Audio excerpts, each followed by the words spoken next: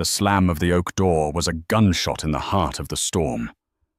Outside, the heavens wept, but inside a different kind of cruelty reigned. Diana Black. 8 months pregnant, and clad in nothing but a thin silk nightgown, felt the cold marble of the porch beneath her bare feet, before the icy needles of rain began to assault her skin. Her husband, the man who had vowed to cherish her, stood silhouetted in the doorway, his face a mask of cold indifference. "You are nothing." He had hissed the words colder than the wind. "And you will have nothing." As she stood shivering in the deluge, clutching the swell of her belly, she was utterly alone. Or so he thought.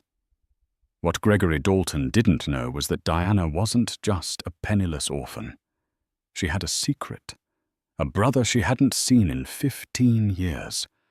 A brother who now commanded euphoриas from a skyscraper of steel and glass, and whose name was whispered with fear and reverence in boardrooms across the globe, Dmitry Volkov. The argument hadn't started with a bang, but with a slow, creeping poison that had been seeping into their marriage for months. It began the day Diana announced her pregnancy. Gregory Dalton, who had once showered her with affection, became distant, his smiles strained. His mother, Genevieve Dalton, a woman who wore her old money lineage like a suit of armor, had never approved of Diana. To Genevieve, Diana was a nobody, an architect with a pretty face and a mysterious, non-existent family, an unsuitable match for the heir to Dalton and Sons development. The poison turned to venom that Tuesday night. It was their 2nd anniversary. Diana had prepared a special dinner, but Greg came home late, smelling of expensive perfume that wasn't hers, and the faint, bitter scent of whiskey. "Where were you, Greg?" Diana asked, her voice trembling slightly as she stood by the cooling, untouched meal. "Out," he snapped, loosening his tie. "Business. You wouldn't understand. With Bianca Langley again." The name left a sour taste in her mouth. Bianca was the daughter of a construction magnate, a woman Genevieve paraded in front of Greg at every opportunity. Greg's face hardened. "What if I was... At least her family has a name, a legacy. What do you have, Diana?" "Who even are you? You showed up in this city with one suitcase and a portfolio. I gave you everything." "You gave me your love," she whispered, a tear tracing a path down her cheek. "You promised me a family. Our family." She placed a hand on her swollen belly.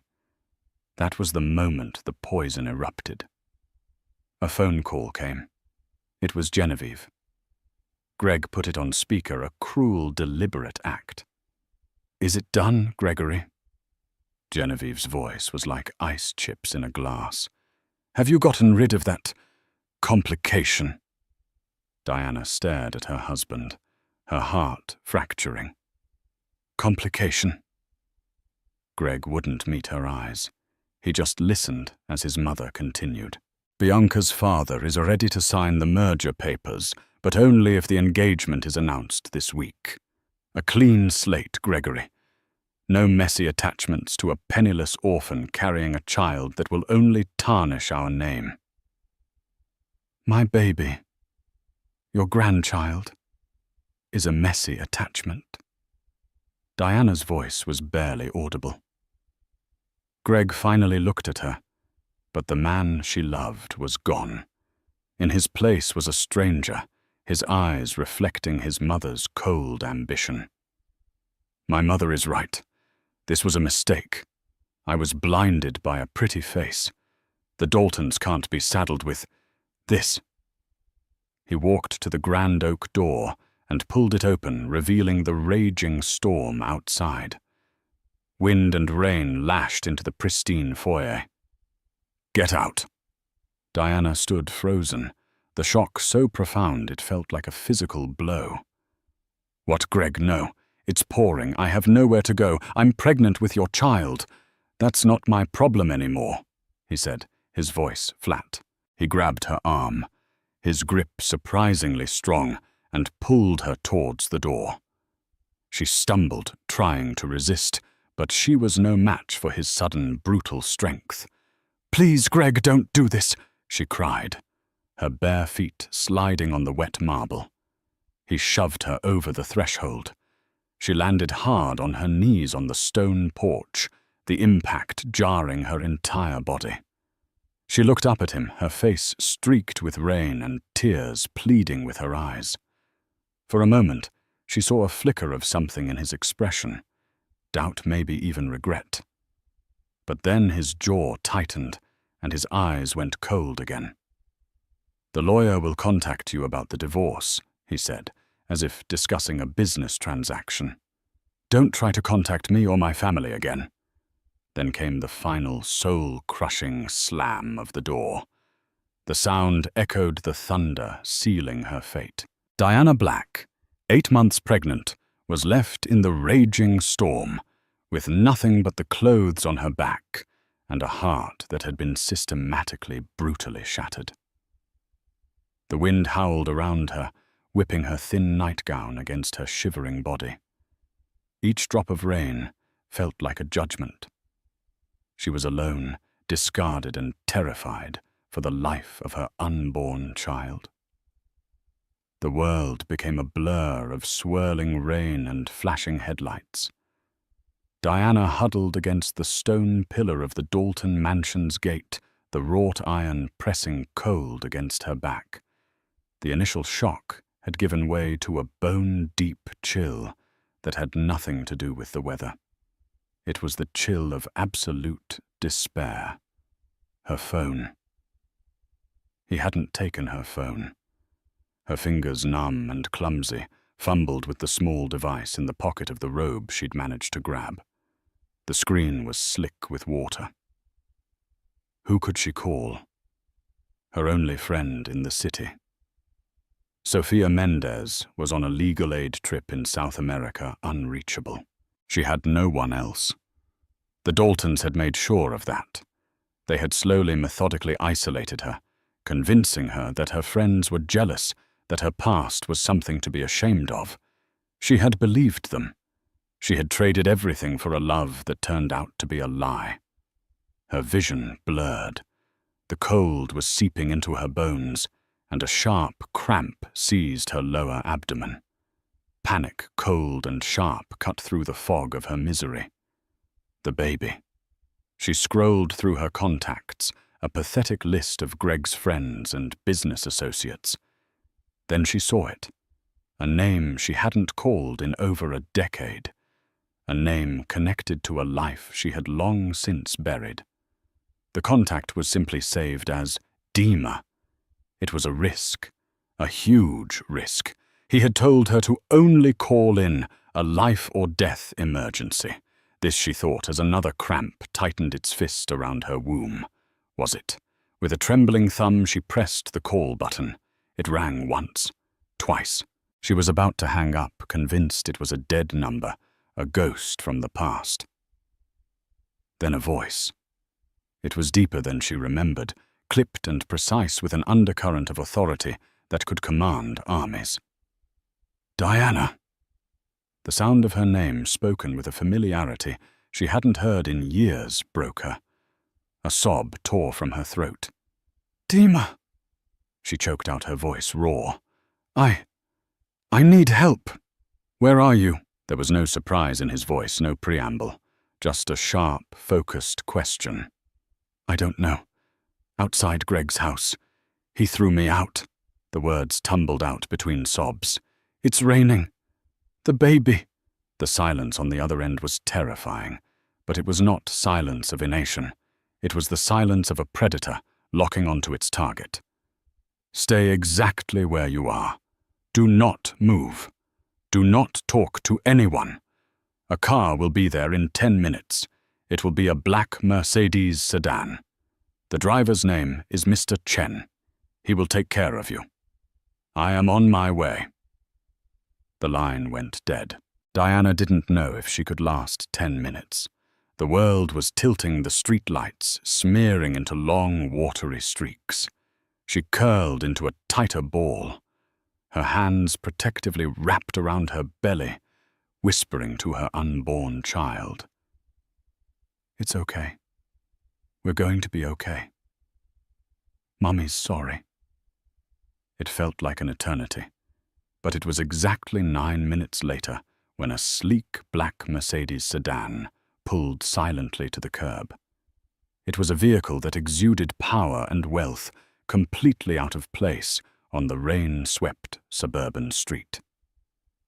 A tall, impeccably dressed man of Asian descent, Mr. Chen, emerged with a large black umbrella.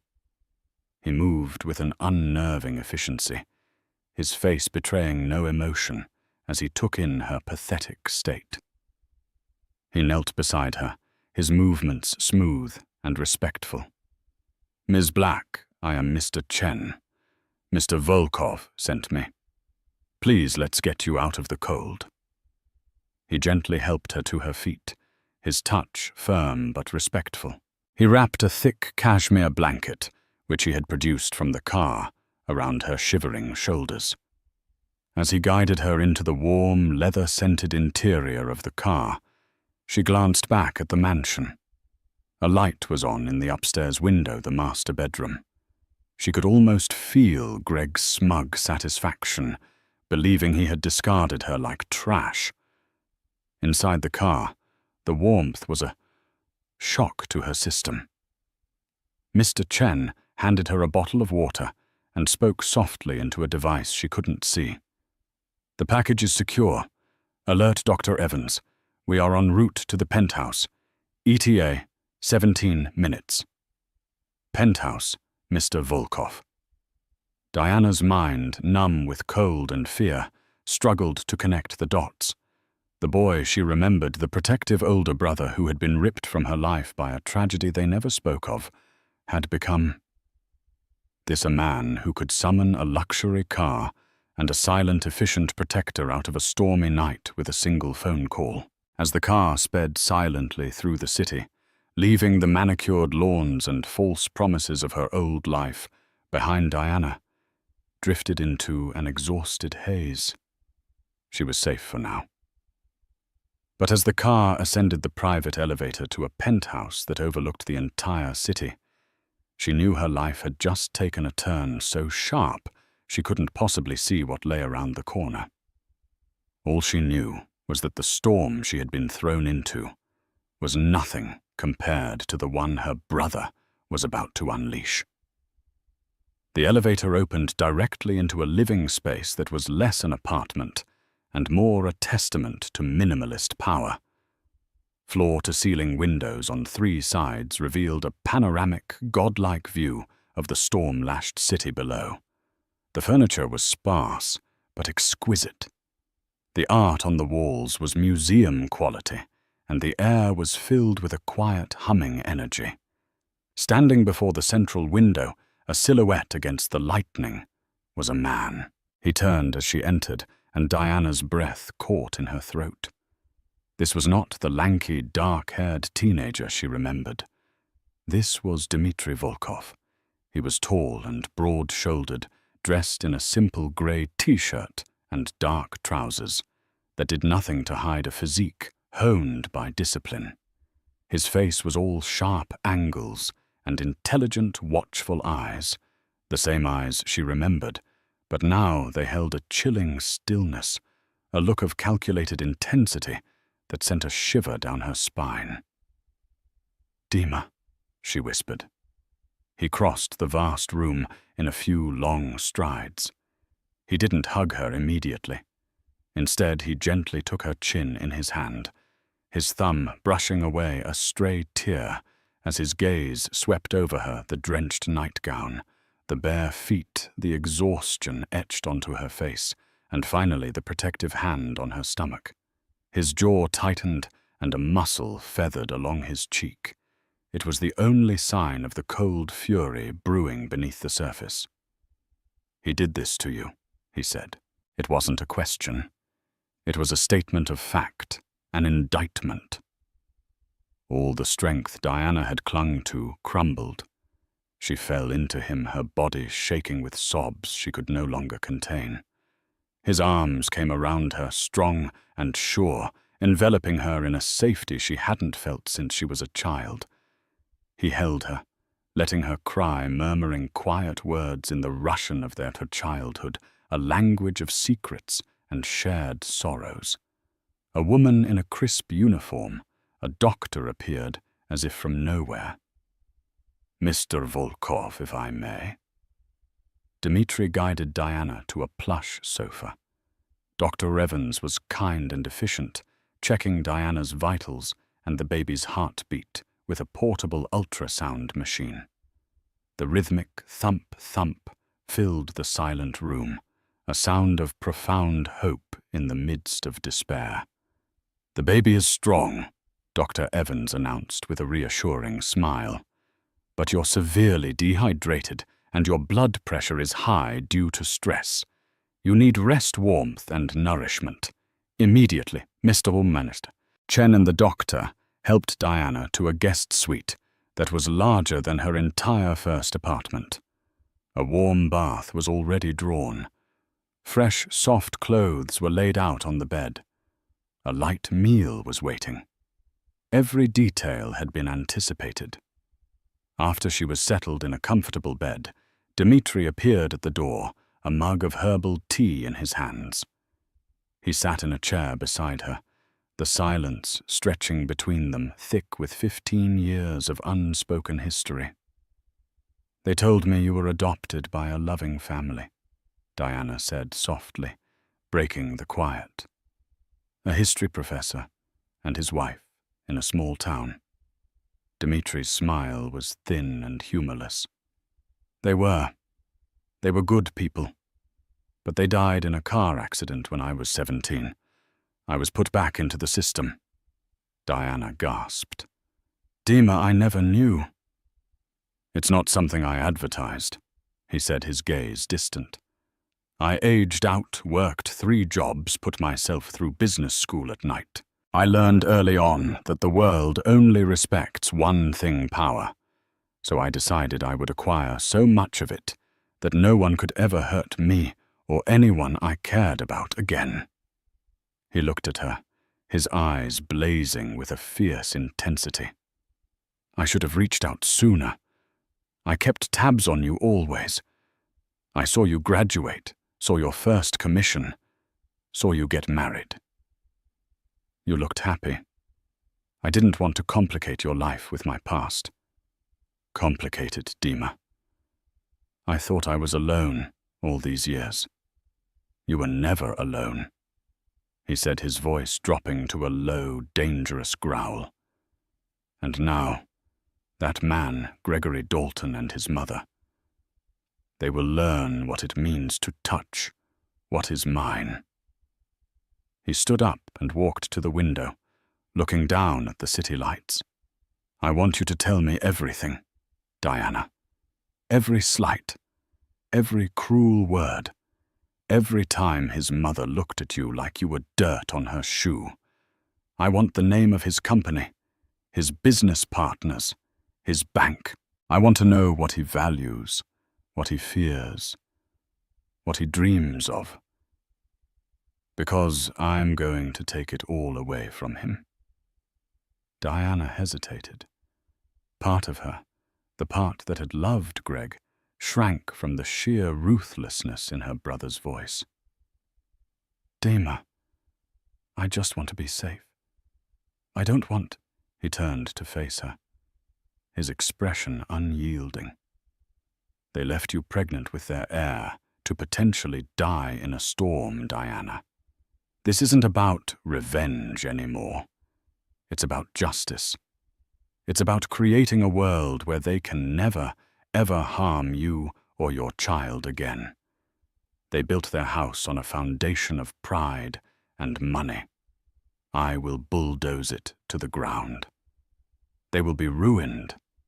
They won't just be poor. They will be irrelevant. Their name, the name they value so much, will be a synonym for disgrace." He knelt by her bed, taking her hand.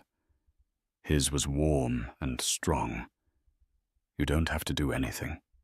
Just rest. Heal. Focus on that little one. He nodded towards her belly. Let me handle the Daltons. Let your big brother finally do what he was meant to do, protect his family. Looking into his steel-grey eyes, Diana saw the same protective boy who had once fought off bullies for her in the orphanage playground. He was bigger now, more powerful, and infinitely more dangerous. And for the first time in a long time, she didn't feel like a victim. She felt like the sister of a wolf, and she knew with a certainty that calmed her trembling soul that the hunt was about to begin. The Dalton family woke up the next morning to a world that was on the surface exactly as they had left it. The storm had passed, leaving behind a clean, rain-washed city. Greg felt a pang of something not quite guilt, more like a nagging inconvenience, as he noticed Diana's car was still in the driveway.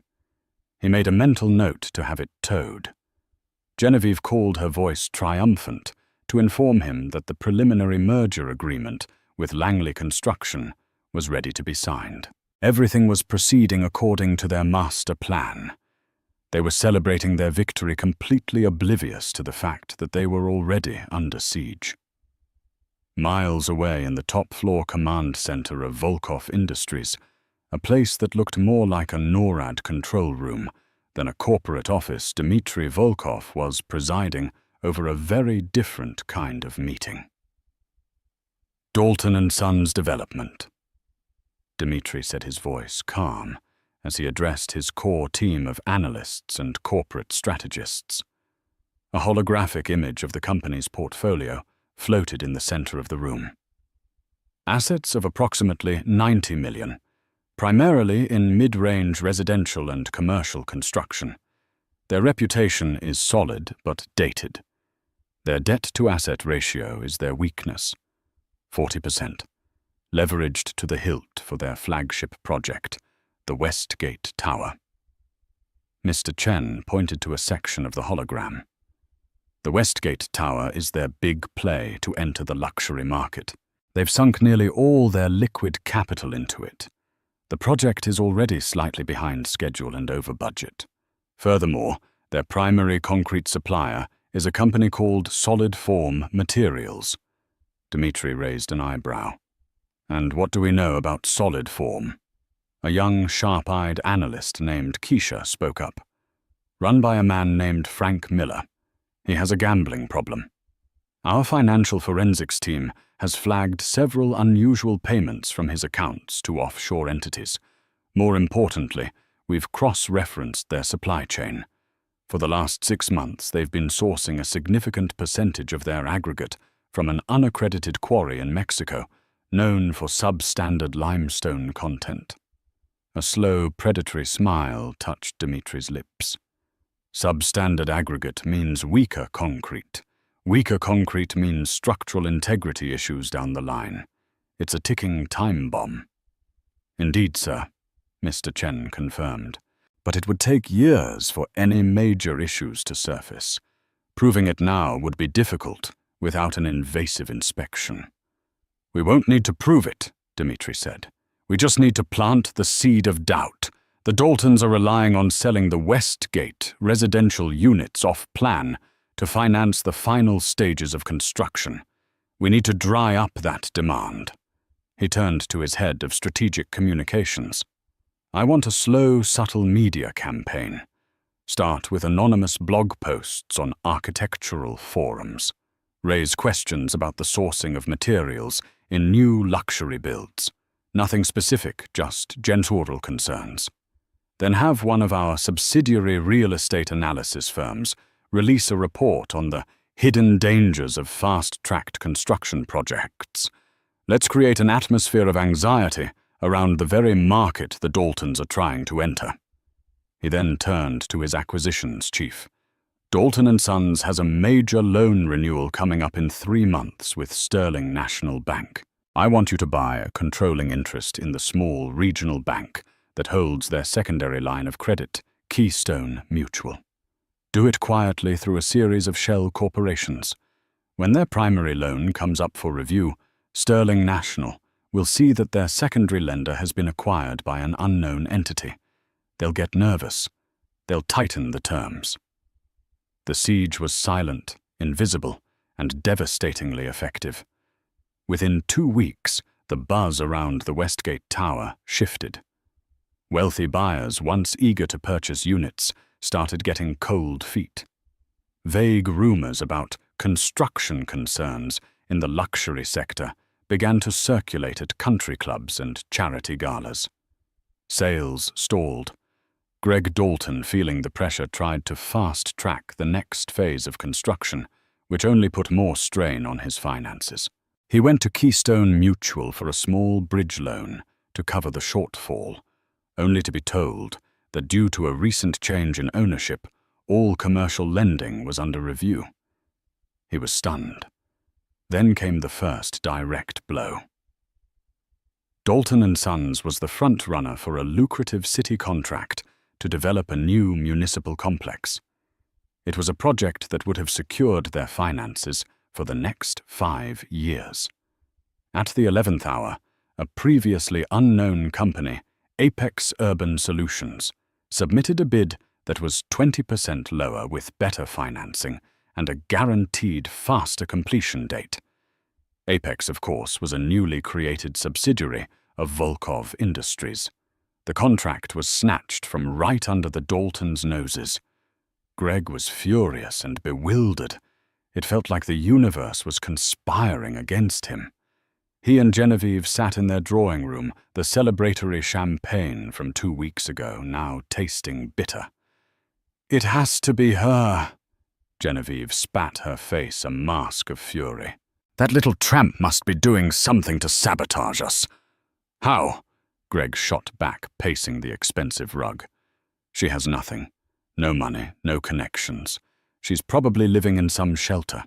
What could she possibly do?" They were blind.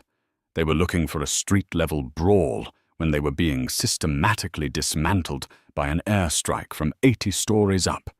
They couldn't conceive of an enemy like Dmitry Volkov, a man who didn't just play the game, he owned the entire board. And from his penthouse, watching the stock price of Dalton & Sons begin its slow, steady decline, Dmitry knew this was only the beginning. He was constricting his grip slowly, cutting off their oxygen, and soon they would begin to thrash. The pressure mounted not day by day, but hour by hour. The silent siege had begun to create very audible cracks in the Dalton family's pristine facade. The Westgate Tower, once their symbol of future prosperity, now loomed over the city like a monument to their impending failure. Construction had slowed to a crawl. The stalled unit sales meant cash flow was a nightmare. Greg was spending his days in frantic meetings with bankers, and his nights staring at the ceiling, the numbers churning in his head. His relationship with his new fiancée, Bianca Langley, also began to fray. Bianca was accustomed to a certain lifestyle, one of effortless luxury. She had signed on to be the wife of a titan of industry, not the partner of a stressed-out contractor struggling to make payroll. "What do you mean we're postponing the trip to Monaco?" she demanded one evening, looking up from a jewelry catalogue. "The yacht show is next month." "We can't afford it, Bianca," Greg mumbled, rubbing his temples. "The Langley merger hasn't been finalized, and we're having some temporary liquidity issues." "Temporary?" Bianca's laugh was sharp. "Daddy says your company is starting to look like a bad investment. He's thinking of pulling out of the merger altogether." The threat hung in the air, thick and suffocating. The Langley deal was their only lifeline. Without it, they would drown. Genevieve, for her part, channeled her anxiety into a venomous obsession with Diana. She hired a private investigator to find her convinced that Diana was the source of all their problems. The investigator came back empty-handed. It was as if Diana Black had vanished from the face of the earth. There were no shelter records, no credit card activities, no new apartment leases. To the world, she had ceased to exist. This only fueled Genevieve's paranoia. Meanwhile, Diana was anything but gone. She was thriving. In the serene, secure environment of Dimitri's penthouse, she was rediscovering herself. The fear and heartbreak were slowly being replaced by a quiet, simmering anger and a powerful sense of purpose. She spent her days in Dimitri's vast library, devouring books on business finance and corporate law. She had designed their prison. Now she wanted to understand the mechanics of its demolition. She also started designing again. With state-of-the-art software and unlimited resources, she began sketching out plans for a new project, a foundation that would build beautiful, sustainable, and affordable housing for single mothers. It was a way to channel her pain into something positive, something the Daltons, with their obsession with opulent, soulless towers, could never comprehend. Her pregnancy was progressing beautifully. Under the care of Dr. Evans, she was healthy and strong. She and Dimitri fell into a comfortable routine. They would have dinner together every night, talking for hours about their lost childhood, their separate lives, and now their shared future. Diana began to see the man behind the ruthless CEO, the brother who remembered she was allergic to strawberries and who would quietly place a cashmere throw over her when she fell asleep on the sofa. One evening, as they looked over the city, Diana placed a hand on her belly. The baby kicked. "He's strong," she said, a soft smile on her face.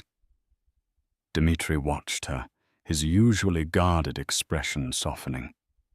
"He comes from strong stock." He paused, then said, "The Daltons are beginning to panic.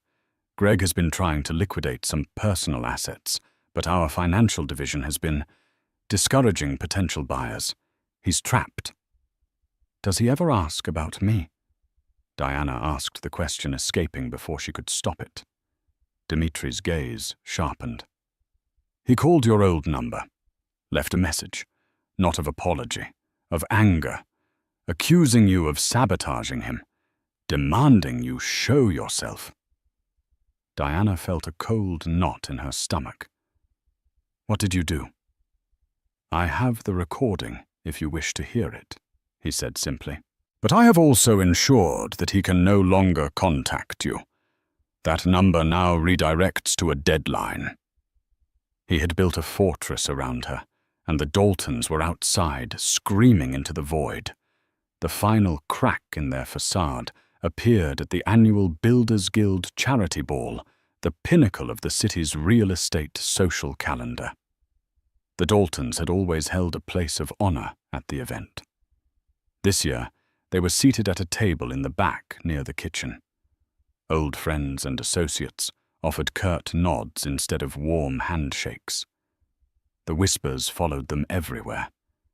The keynote speaker for the evening was a surprise, announced only as a visionary new force in global investment. When Dmitri Volkov took the stage, a collective gasp went through the room. He was a legend, a recluse who never attended such events. His presence was an earthquake. Greg and Genevieve stared, mouths agape. They knew who he was, of course. Everyone did. But they had no idea of his connection to their lives. Dimitri's speech was brief, elegant, and brutal.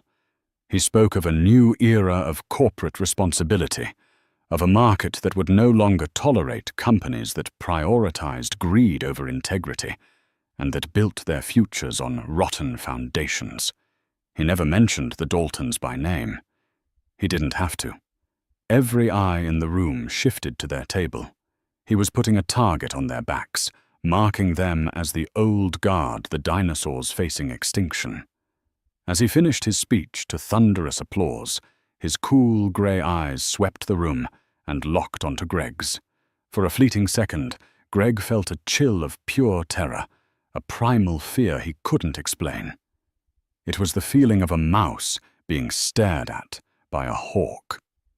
He didn't know why, but he knew that this powerful, untouchable man was his enemy. The siege was no longer silent. The first cannon had just been fired. The Builders Guild charity ball was not just a humiliation for the Daltons.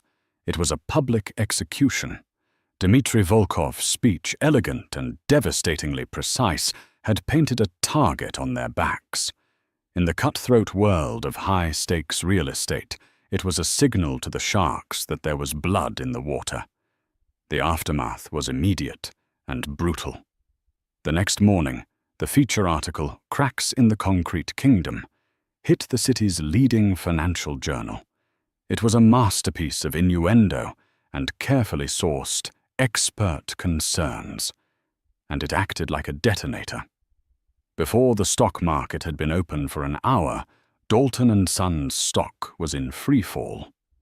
Greg sat in his leather office chair, the same chair his father and grandfather had occupied, and watched the numbers on his screen glow a sickening, relentless red. The phone, which once rang with lucrative offers, was now a source of dread. Each call a fresh assault from a panicked investor or a nervous creditor. The killing blow came not from a stranger, but from Bianca's father, Harrison Langley. There was no courtesy, no sympathy in his voice. "The deal is off, Gregory," he said, his tone as cold and hard as granite. "My family doesn't attach its name to sinking ships. You're a liability." The click of the phone hanging up was the sound of his last lifeline being severed. Panic, a greasy clawing thing, took hold of Greg. He was trapped. His world, built on the illusion of prestige and the assumption of future wealth, was imploding. That evening he stayed late at the office, long after his demoralized staff had departed. Under the harsh fluorescent lights, he began to shred documents, his movements frantic and clumsy. Financial reports, supplier contracts, loan agreements. Anything that might look incriminating was fed into the machine, a desperate, futile attempt to erase the evidence of his own recklessness. He was no longer a captain of industry. He was just a cornered man, making all the wrong moves. Miles above the city, Dmitri watched the Dalton Empire's death throes with the detached calm of a chess grandmaster observing a predictable endgame. The financial ruin was nearly complete, the social disgrace absolute. But it wasn't enough. He wanted to salt the earth of their legacy, to ensure nothing could ever grow from its poisoned soil again. He wanted a final definitive stroke that would not only imprison them, but would expose the rotten core of their character to the entire world. And for that, he needed the one person who knew their secrets best. He found Diana not in the command center, but in the serene, light-filled nursery she had meticulously designed. The scent of lavender and fresh linen filled the air. She was sitting in a rocking chair, her hands resting on the gentle curve of her belly, a look of profound peace on her face. This room was her sanctuary, a world away from the vengeance being wrought in her name.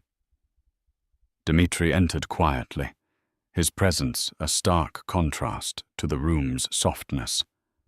"It's time, Diana," he said, his voice gentle but firm. "The foundation is crumbling. I need you to help me push the walls down." He unrolled a set of large, heavy blueprints onto a nearby table. Diana's breath caught. They were the architectural plans for the Westgate Tower. For a moment, she recoiled.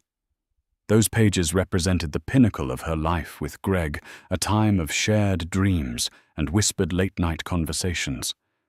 Now they felt like relics from a tomb, artifacts of a grand deception. "I've had my forensics team go over every inch of their financials," Dmitri explained, his voice pulling her back to the present. But fraud can be hidden, numbers can be manipulated. A building, however, a building doesn't lie. You know his work, you know his mind, his shortcuts, the pressures he was under. Look at them, Diana. Look at them not as his wife, but as the brilliant architect you are. Find the lie. Hesitantly, Diana approached the table. Her fingers, long and elegant, traced the familiar lines of the tower's facade. The memories were a painful whisper, Greg boasting about the panoramic views, their arguments over the lobby's marble supplier. She pushed the personal pain aside, forcing herself to see the building for what it was. A complex equation of steel, glass, and concrete. Her professional instincts, sharp and honed, took over. For over an hour she studied the plans, her focus absolute. She cross-referenced material lists with structural load calculations.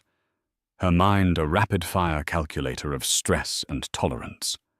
She remembered fragmented conversations, Greg complaining about the rising cost of high-grade steel reinforcements for the upper floors. She recalled a tense meeting with a supplier where he had aggressively renegotiated the price of aggregate. At the time, she had admired his business acumen. Now she saw it through a different lens. Her eyes narrowed, scanning the detailed specifications for the concrete mix. Her finger stopped hovering over a small, dense block of text. A cold dread, sharp and certain, washed over her. "Here," she whispered, her voice barely audible. "It's right here." Dmitri moved to her side, his gaze intense. "What is it?" "It's the PSI rating," she said, tapping the notation. "Pounds per square inch. It's the measure of the concrete's compressive strength. For the core support columns from the 40th to the 60th floor, he's specified a 6,000 PSI mix." She looked up at her brother, her eyes blazing with a mixture of horror and discovery. "Dima for a skyscraper of this height and design, especially in a city with even minor seismic codes, the absolute minimum industry standard is 8,000 PSI. He might have even needed 10,000. The implication was staggering. Using the lower-grade mix would have saved him millions. Diana continued, her voice gaining strength. Enough to cover his budget overruns and make the project appear profitable to his investors.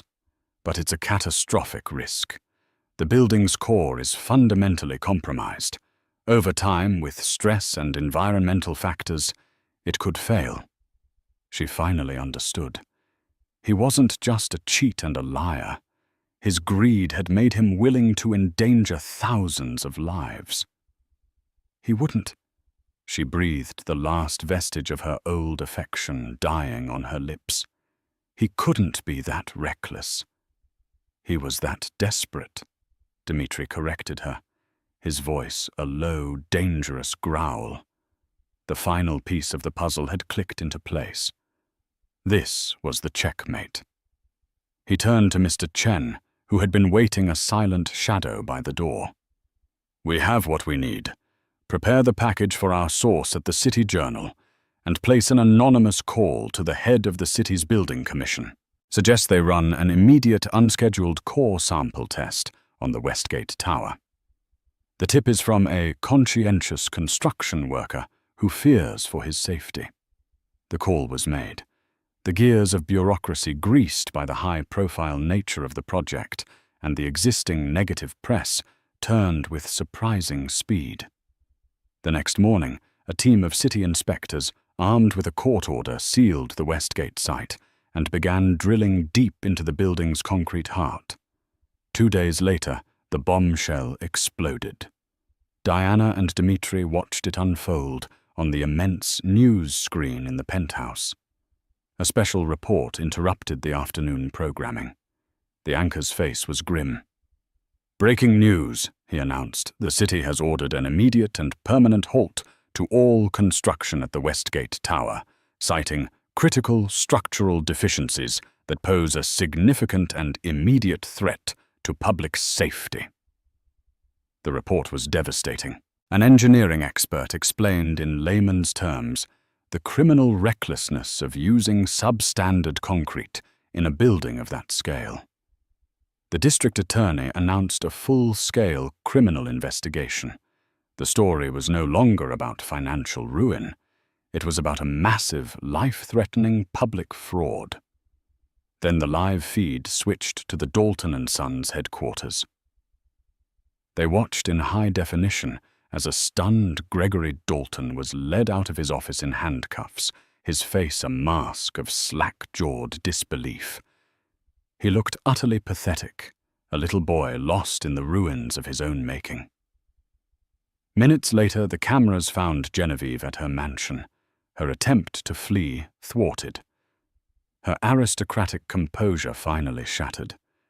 She became a cornered animal, shrieking obscenities at the reporters as she was guided into the back of a police car. Diana stood before the screen, her hand resting protectively on her belly. She felt Alexander kick gently a small life, oblivious to the destruction of another. There was no elation, no triumphant cheer. There was only the quiet, somber finality of justice. The fire of her rage had long since burned out. In its place was a calm, cool certainty. The Daltons' legacy was now a permanent scar on the city's skyline. The game was over. It was checkmate. The fall of the House of Dalton was not a quiet affair. It was a media spectacle, a feeding frenzy for the 24-hour news cycle. From the safety and serenity of Dimitri's penthouse, Diana watched the story unfold in detached fragments. She saw Gregory, her estranged husband, his face a ghastly shade of pale, performing a perp walk in a rumpled suit, his eyes wide with a terror that seemed to finally comprehend his new reality. She saw Genevieve spitting fury at reporters, her carefully constructed mask of aristocratic superiority cracking to reveal the ugly, desperate woman beneath. The Dalton name, once their most prized asset, was now irrevocably tarnished, a synonym for greed and criminal negligence. The legal proceedings were a brutal, methodical dismantling. Faced with a mountain of irrefutable evidence from the fraudulent financial records, Dimitri's team had anonymously leaked to the damning results of the concrete core samples. Gregory's high-priced lawyers could do little more than mitigate the damage. He accepted a plea bargain, trading a full confession for a slightly reduced sentence. 10 years in federal prison. It felt like a lifetime, and not nearly long enough. Genevieve, ensnared in the web of financial fraud she had helped weave, was stripped of every asset, the mansion, the art, the jewels, and sentenced to 3 years. They were left with nothing but the weight of their own disgrace. Diana felt no surge of triumph as the verdicts were read. There was no joy, no satisfying thirst for vengeance quenched. There was only a profound, quiet sense of an ending. A chapter violent and painful had been slammed shut. Her gaze drifted from the television screen to the window where the city skyline was painted with the soft colors of dawn. Her attention, her very soul, was already focused on a new beginning. The echoes of the Daltons' ruin were fading, replaced by the insistent, powerful rhythm of a new life stirring within her. A few months later, in the sterile quiet of a hospital room, that new life made its grand entrance. The world narrowed to a primal sequence of pain effort and breathless anticipation. Dimitri was a steadfast, if slightly terrified, presence in the waiting room, while Sophia Mendez, having returned from her trip and been brought up to speed, held Diana's hand, her calm voice a lifeline. And then a cry, a powerful, life-affirming wail that cut through the exhaustion and filled the room with undeniable proof of a miracle.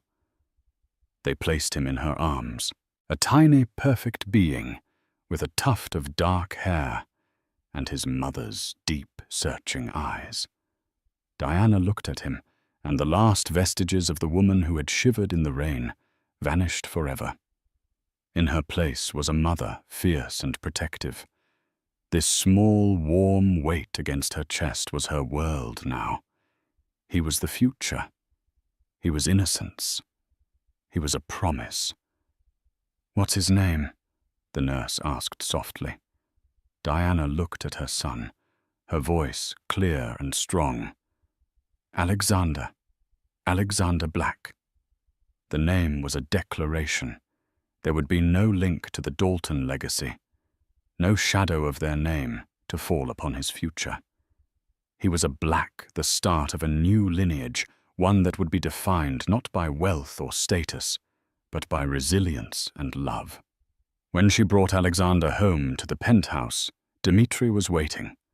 The formidable CEO, a man who could command boardrooms and move markets with a single word, looked utterly undone by the tiny bundle in the carrier.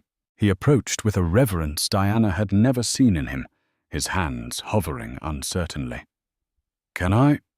he asked, his voice uncharacteristically hesitant. Diana gently passed his nephew into his arms. Dmitri held Alexander with a surprising tenderness, his large frame seeming to cradle the baby's fragility. He looked down at the sleeping infant's face, his own features softening in a way that erased the ruthless businessman and revealed the protective older brother, the devoted uncle. "He's perfect, Diana," Dmitri whispered, his voice thick with emotion. "He is our family, our future." In that moment, holding the next generation of their small, fractured family, a silent vow passed between them. This child would know only safety, love, and strength. The ghosts of their past and hers would never touch him. The following year was one of profound transformation. While the skeletal frame of the Westgate Tower stood as a condemned monument to hubris on the other side of town, a different kind of structure was beginning to rise.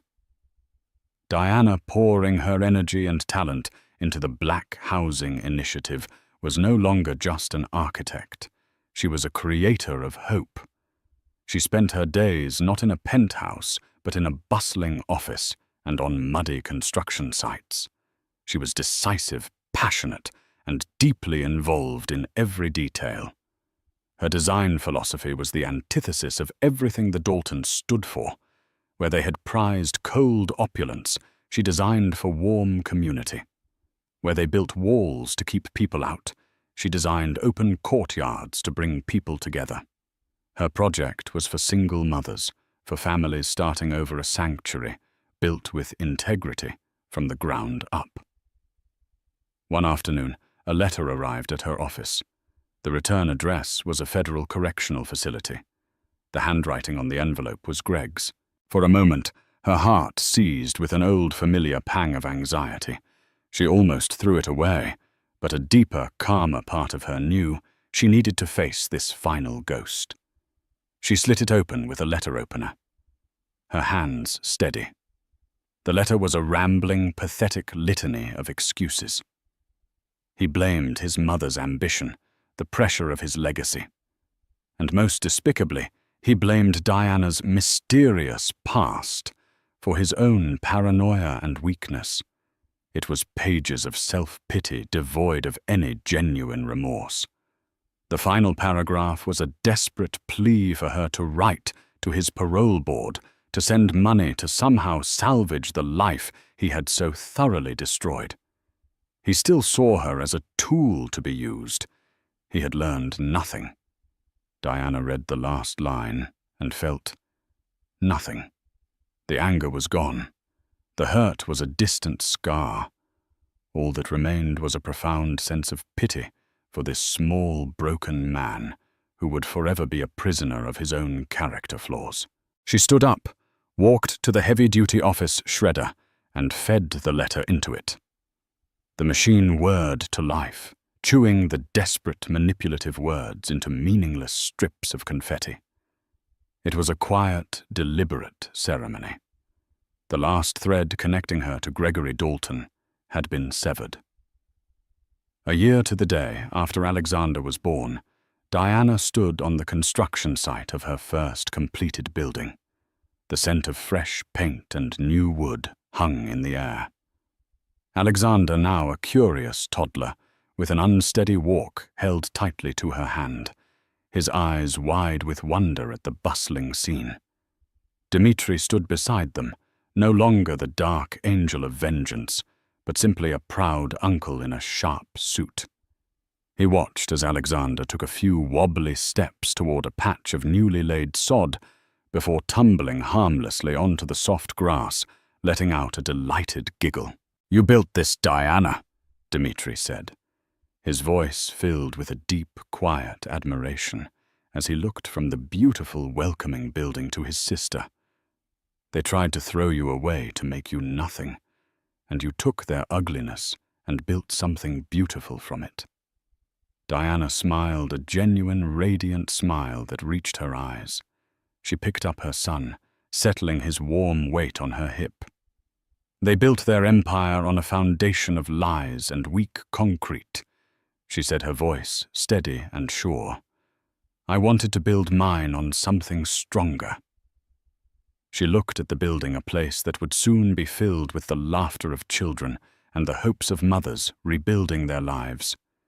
She looked at her brother, her anchor in the storm, the family she thought she had lost forever. And she looked at her son, her own beautiful, tangible future. The storm had been terrible, but it had washed away a life that was never truly hers, clearing the ground for something real, something true, something she had built, not just with her own 2 hands, but with a heart that had been broken and had healed stronger than before. And so Diana Black's story comes to a close. It's a powerful reminder that the darkest storms often precede the brightest dawns.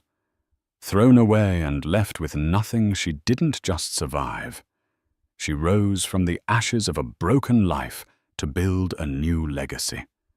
Not one of cold, empty towers, but one of hope, strength, and community. Her journey from a shivering victim on a cold porch to a powerful creator of her own destiny shows us that our true worth is never defined by those who discard us, but by the strength we find within ourselves and the love of the family we choose. If Diana's story of strength and justice moved you, please take a moment to support our channel. Hit that like button to let us know you want more stories like this. Share this video with someone who needs a reminder of their own resilience. And most importantly, click subscribe and ring that notification bell.